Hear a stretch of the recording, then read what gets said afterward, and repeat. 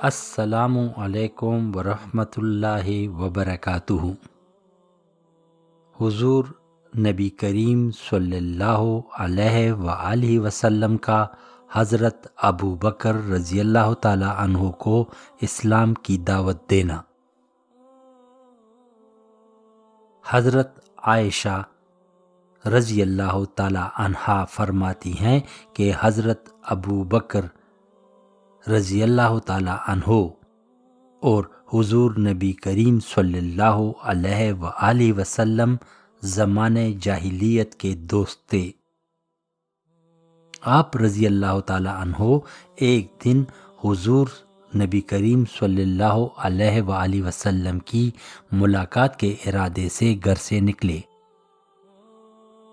آپ صلی اللہ علیہ وسلم سے ملاقات ہوئی تو آپ نے عرض کیا، اے ابو القاسم، یہ حضور صلی اللہ علیہ وسلم کی کنیت ہے، آج کیا بات ہے؟ آپ اپنی قوم کی مجلسوں میں نظر نہیں آتے اور لوگ یہ الزام لگاتے ہیں کہ آپ ان کے آباء و اجداد وغیرہ کے عیوب بیان کرتے ہیں۔ حضور صلی اللہ علیہ وسلم نے فرمایا، ہاں، میں اللہ کا رسول ہوں اور تم کو بھی اللہ کی دعوت دیتا ہوں۔ جو ہی حضور صلی اللہ علیہ وسلم نے اپنی بات پوری فرمائی، اسی وقت حضرت ابو بکر رضی اللہ تعالیٰ عنہ مسلمان ہو گئے۔ حضور صلی اللہ علیہ وسلم حضرت ابو بکر کے اسلام لانے سے اس قدر خوشی کے ساتھ واپس ہوئے کہ کوئی بھی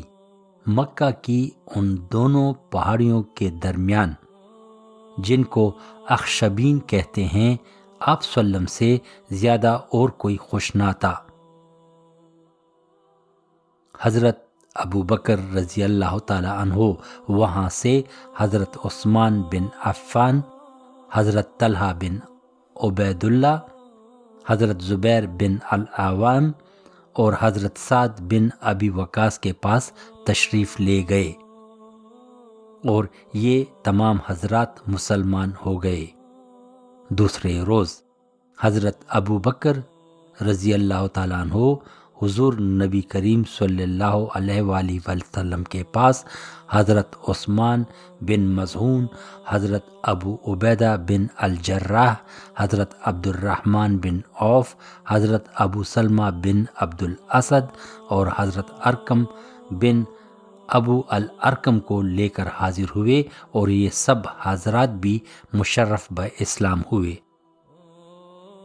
دوسری کتابوں میں ذکر ہے کہ حضرت ابو بکر صدیق رضی اللہ تعالی عنہ کی حضور صلی اللہ علیہ وسلم سے ملاقات ہوئی تو انہوں نے عرض کیا، اے محمد، قریش جو کچھ کہہ رہے ہیں کیا وہ صحیح ہے کہ آپ نے ہمارے معبودوں کو چھوڑ دیا ہے اور آپ نے ہمیں بے وقوف بنایا ہے اور ہمارے آباء و اجداد پر کفر کا الزام لگایا ہے؟ آپ صلی اللہ علیہ وسلم نے فرمایا، ہاں، یہ سب صحیح ہے، بے شک میں اللہ کا رسول اور نبی ہوں۔ اللہ نے مجھے اس لیے مبعوث فرمایا ہے تاکہ میں اس کا پیغام لوگوں کو پہنچاؤں۔ میں تمہیں یقین کے ساتھ اللہ کی دعوت دیتا ہوں جس کا کوئی شریک نہیں، اور اس کے سوا کسی کی عبادت نہ کرو اور ہمیشہ اس کی اطاعت کرتے رہو۔ اور اس کے بعد آپ صلی اللہ علیہ وسلم نے قرآن پڑھ کر سنایا۔ حضرت ابو بکر نے نہ اقرار کیا اور نہ انکار اور اسلام لے آئے اور بت پرستی چھوڑ دی اور اللہ کے شریکوں کو بھی چھوڑ دیا اور اسلام کی حقانیت کا اقرار کر لیا اور ایمان و تصدیق کے ساتھ حضرت ابو بکر رضی اللہ تعالیٰ عنہ اپنے گھر کو واپس ہوئے۔ دوسری جگہ روایت ہے کہ حضور صلی اللہ علیہ وسلم نے فرمایا کہ میں نے جس کو بھی اسلام کی دعوت دی وہ ضرور ہچکچایا اور تردد میں پڑا اور کچھ دیر سوچ کر اسلام کو قبول کیا، لیکن جب میں نے ابو بکر کو دعوت دی وہ نہ ہچکچائے نہ تردد میں پڑے بلکہ فوراً اسلام لے آئے۔ لہٰذا پہلی روایت میں جو یہ الفاظ گزرے ہیں کہ ابو بکر نے نہ اقرار کیا اور نہ انکار، یہ صحیح نہیں، کیونکہ ابن اسحاق وغیرہ اور بہت سے راویوں نے ذکر کیا ہے کہ حضرت ابو بکر نبوت سے پہلے ہی حضور صلی اللہ علیہ وسلم کے ساتھ ہر وقت رہنے والے تھے اور اچھی طرح سے جانتے تھے کہ حضور صلی اللہ علیہ وسلم سچے اور امانت دار ہیں اور عمدہ طبیعت اور بہترین اخلاق کے مالک ہیں، کبھی مخلوق کے بارے میں جھوٹ نہیں بول سکتے تو اللہ کے بارے میں کیسے جھوٹ بول سکتے ہیں؟ لہٰذا جو ہی حضور صلی اللہ علیہ وسلم نے ان سے یہ بات ذکر کی کہ اللہ نے ان کو رسول بنا کر بھیجا ہے تو انہوں نے فوراً اس کی تصدیق کی اور ذرا برابر بھی نہ ہچکچائے اور نہ دیری کی۔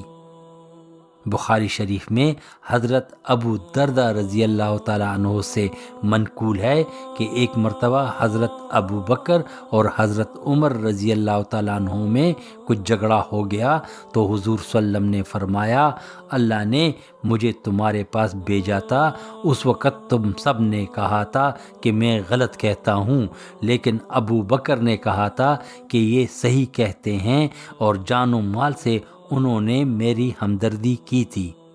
تو کیا تم لوگ میری وجہ سے میرے اس ساتھی کو چھوڑ نہیں سکتے؟ اور یہ جملہ حضور صلی اللہ علیہ وسلم نے 2 دفعہ ارشاد فرمایا۔ اس کے بعد حضرت ابو بکر کو کسی نے کبھی کچھ تکلیف نہیں دی۔ حضور نبی کریم صلی اللہ علیہ وآلہ وسلم کا یہ ارشاد اس بات کی کلی دلیل ہے کہ حضرت ابو بکر رضی اللہ تعالیٰ عنہ سب سے پہلے اسلام لائے تھے۔